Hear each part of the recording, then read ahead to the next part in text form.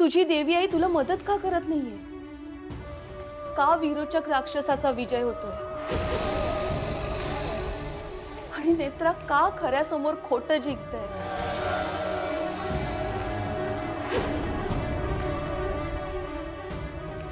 काकू, हा प्रश्नच चुकीचा आहे. इतिहास साक्षी आहे, वाईटावर नेहमी चांगल्याचा विजयच होतो. याची साक्ष देणाऱ्या अनेक कथा आहेत पुराणात. प्रभू श्रीरामांनी रावणाचा वध केला, भगवान श्रीकृष्णांनी कंसाचा वध केला, 5 पांडव जिंकले, 100 कौरव हरले. काकू, आपल्याला ना नेहमी असंच वाटतं की देव आपली परीक्षा घेतोय, पण तसं नसतं. प्रत्येक वेळेस देवच परीक्षा घेत नाही. कधी कधी देवांना सुद्धा परीक्षा द्यावी लागते. प्रभू श्रीराम भगवान विष्णूंचा अवतार होते ना, पण त्यांना सुद्धा परीक्षा द्यावीच लागली. वनवास भोगावा लागला, देवी सीतेचं अपहरण झालं, रावण शक्तिशाली होत चालला होता, पण तरीही त्या राक्षसाचा वध प्रभू श्रीरामांच्या हातून झालाच ना. काकू, तुम्ही म्हणताय ना देवी आई आपल्याला मदत का करत नाहीये? हो, देवी आईनेच तर मला जन्म दिलाय, विरोचकाचा वध करण्यासाठी, त्या राक्षसी प्रवृत्तीला समूळ नष्ट करण्यासाठी. काकू बघा ना, कौरवांच्या बाजूने अख्खं जग होतं, पण पांडवांच्या बाजूने स्वतः भगवान श्रीकृष्ण होते. त्यांनी युद्धात कधीच प्रत्यक्ष सहभाग नाही घेतला, कारण ते गृहयुद्ध होतं. एकाच घरात देवही होते आणि दानवही होते, पण केवळ 5 पांडवांनी मिळून 100 कौरवांना हरवलं. आता तुम्हीच सांगा, भगवान श्रीकृष्णांच्या मदतीशिवाय शक्य होतं का? नाही ना. काकू, देव मदत करत नाही असं नाहीये. देव आपल्याला मदतही करतो आणि मार्गही दाखवतो. काकू, मला माहिती आहे सध्या अशी स्थिती आहे की सतत विरोचकच जिंकतोय असं वाटतंय, तोच शक्तिशाली होतोय असं वाटतंय, पण माझ्या देवी आईवर विश्वास ठेवा काकू. आता धीर सोडून देवी आईवर नाराज नाही व्हायचं, धीरोदात्त होऊन लढायचं. माझी देवी आई आपल्याला हेच सांगते.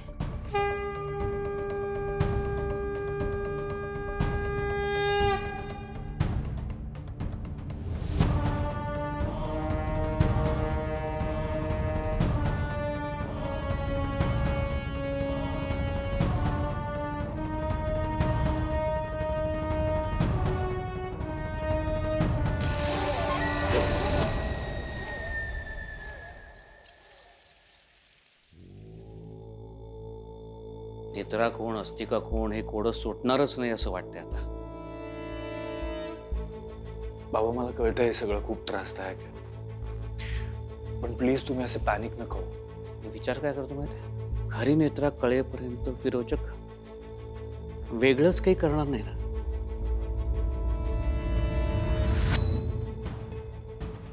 आपण कुठल्याही निर्णयावर यायचं कसं? केतकी म्हणते त्या पद्धतीनं विचार केला तर अनेक प्रश्न निर्माण होतात. रुपालीला मी नाकाशी बोलताना पाहिले, त्याचं काय? अस्तिकाच्या रूपात जी नेत्रा आहे तिला संकेत आलाय, त्याचं काय?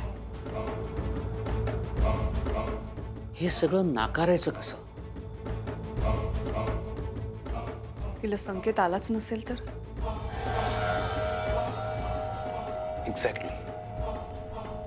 म्हणजे जर ती खोटं बोलली असेल की तिला संकेत आला होता, तर काय करायचं? इंद्राणी, तुमचं असं म्हणणं आहे की आत्ता जी अस्तिकाच्या रूपात आहे ती खरी नेत्रा नाहीच आहे?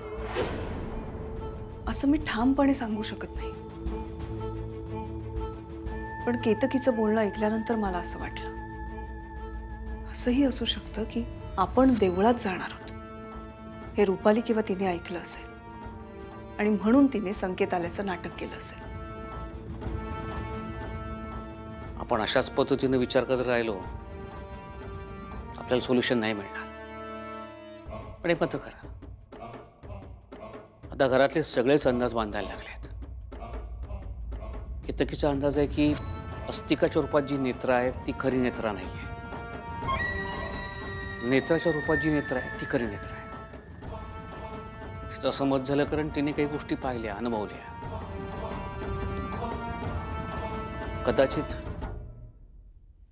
काही गोष्टी आपल्या डोळ्यासमोर घडतील, काही गोष्टी आपण अनुभवू, तेव्हा चित्र स्पष्ट होईल. कदाचित तेव्हा हे कोड सुटेल. काय झालंय माहित नाही, पण काहीतरी घडलंय इतकं नक्की. अद्वैत आणि इंद्राणीला माझा संशय आलाय असं मला वाटतंय. मी जेव्हा नेत्रा बनून या घरात आले होते तेव्हा त्यांना माझा संशय आला होता, पण हळूहळू तो संशय कमी झाला होता. आता मला पुन्हा त्यांच्या डोळ्यात संशय दिसतोय. काही कळत नाहीये, खरंच काही घडलंय की घडलंय.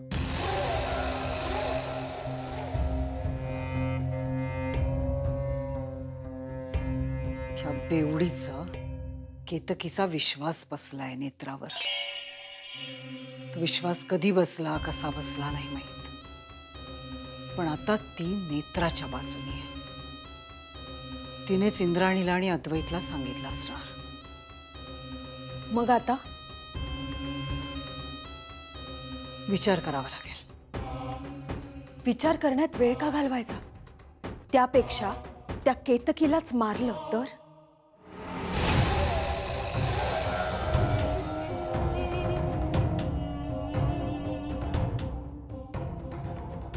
आतताईपणा करून चालणार नाही.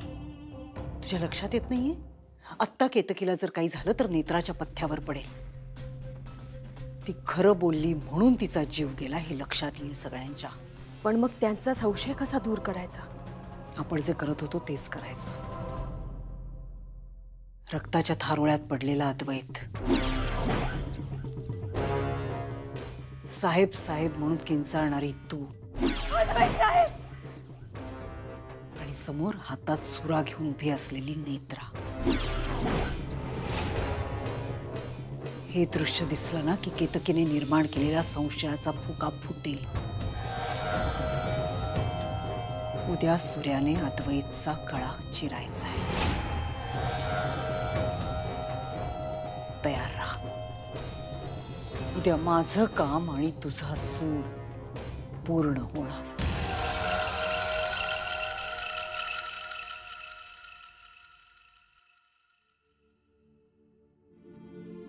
काकू कुठे गेली? मला ना ते खबर. अरे तूच म्हणालीस ना की काकूला आपल्याशी काहीतरी बोलायचंय, चल. आणि आता म्हणतेस मने नथी खबर. चल आपण काकूला शोधूया, चल. तन्मय थोडा वेट कर, येतील काकूमा.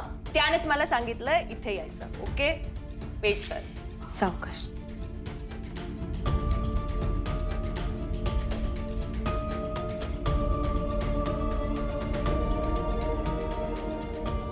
थांबा.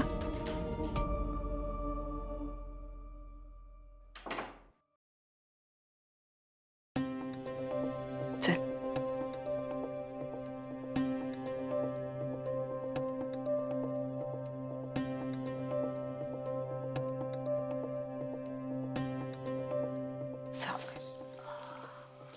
काकूमा, काकू, व्हॉट्स गोइंग ऑन?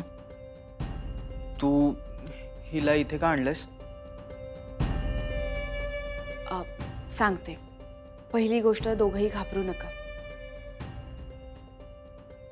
ही अस्तिका नाहीये, ही नेत्रा आहे.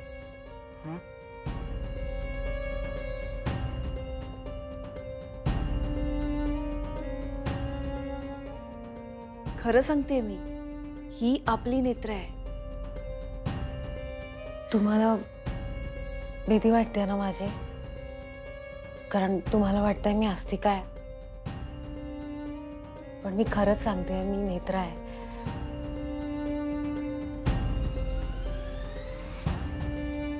कशावरून? ताई कसं सिद्ध करायचं मला खरंच नाही माहित. मी फक्त एवढंच म्हणू शकते की माझ्यावर विश्वास ठेवा. फक्त एकदा विश्वास ठेवून तर बघा. मी खरं सांगते, मी नेत्रा आहे. मी पप्पाजींना बोलवते. नाही नको, जरा थांब, जरा थांब, आत्ता नको. काकू मग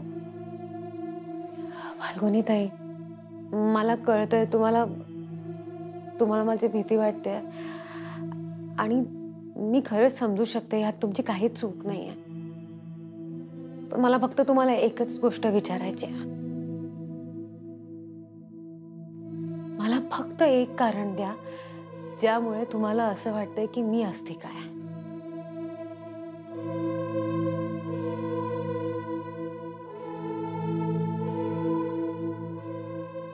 नाही आहे ना काय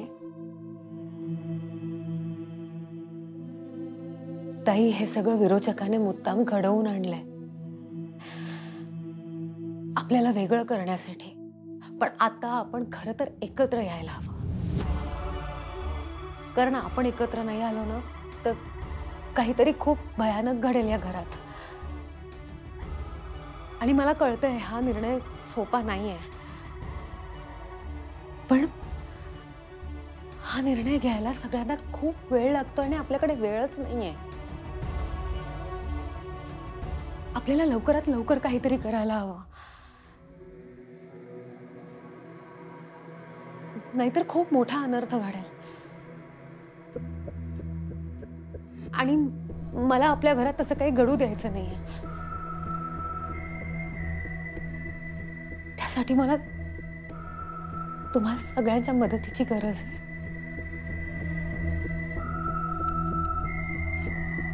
कराल ना मला मदत?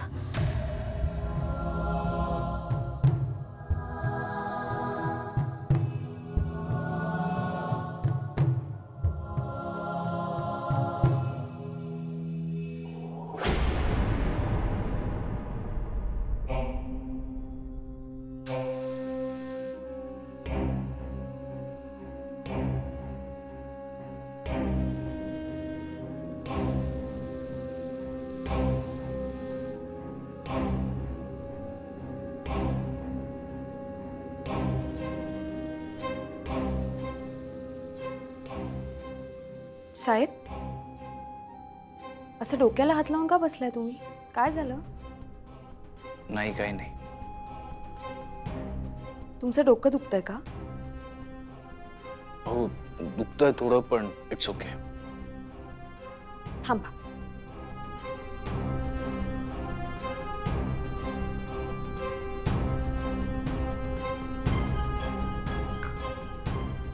काय करतेस तू?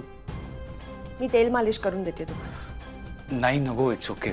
साहेब बसा, शांत वाटेल.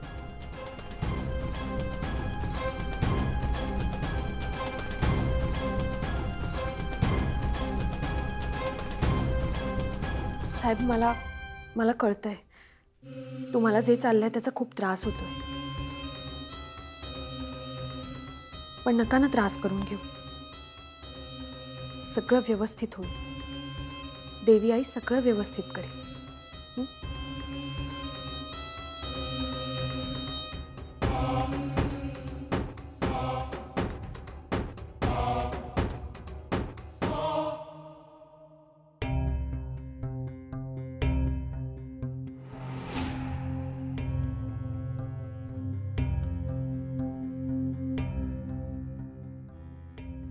अस्तिका, जीव घे अद्वैतचा, मारून टाक त्याला, संपव त्याला आणि सूड पूर्ण कर तुझा.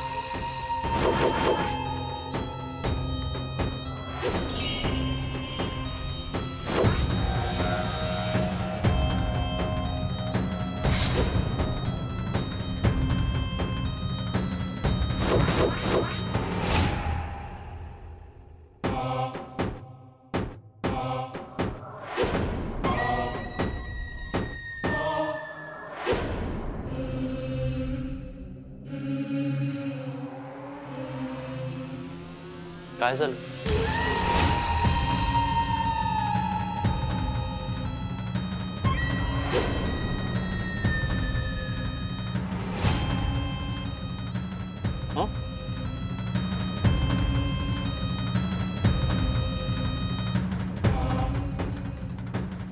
काय झालंय?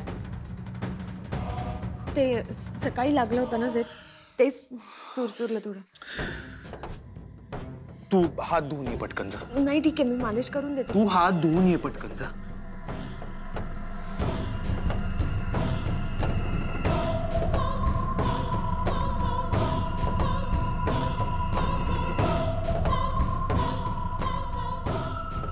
बघू.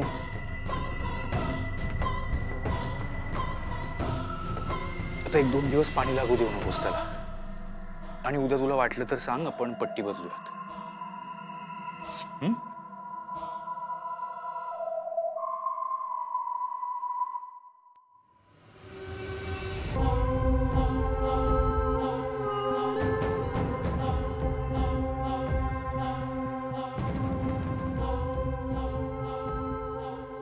उद्या रात्री तू नसशील अद्वैत. विरोचकाचा आदेश आहे. उद्या तुझा गळा चिरायचा आहे. तुझा सूड घेण्यासाठी मी इतकी युग वाट पाहिली, पण कोणास ठाऊक का तो क्षण येऊच नाही असं का वाटतंय.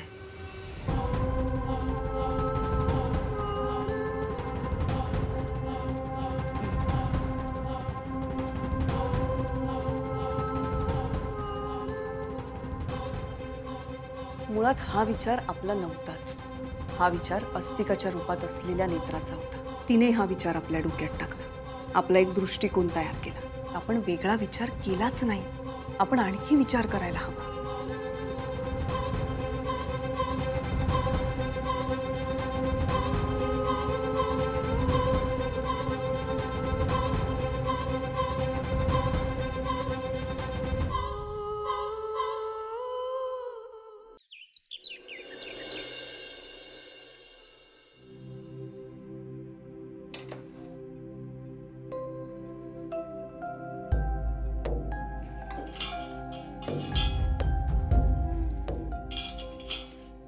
काकुमा, आपला घर किती शांत वाटतंय ना. आधी आपण कसं किती मस्त हसी मजाक करायचं, साथमा ब्रेकफास्ट करायचं, मस्ती करायचं. पण आता कोणीच कोणाशी बोलतच नाहीये. आता सगळं किती शांत झालंय. आपल्याला आपल्याच घरमध्ये फिरताना सेफ नाही वाटतंय. फाल्गुनी, होईल सगळं अगदी पूर्ववत होईल. आता आपल्याला आपली नेत्रा सापडली आहे ना, सगळं छान, पूर्वीसारखं सगळं छान होणार आहे.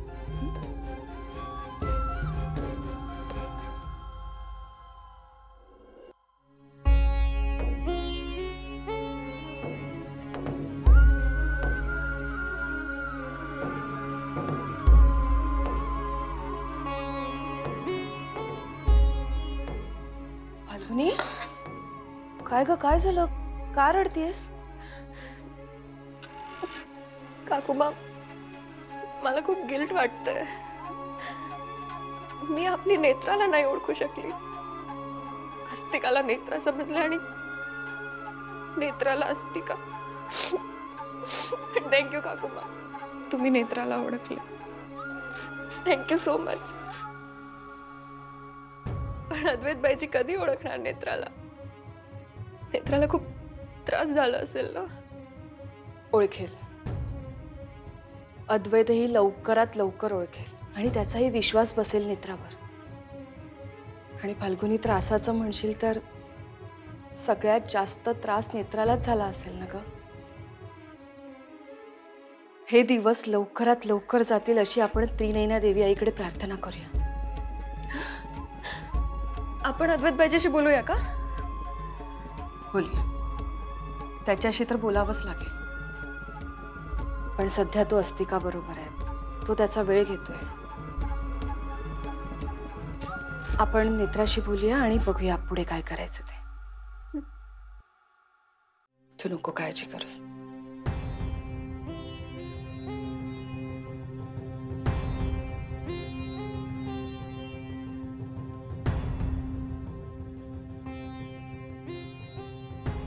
फाल्गुनी, मोठा चाकू घे, त्याने नीट कापलं जाईल.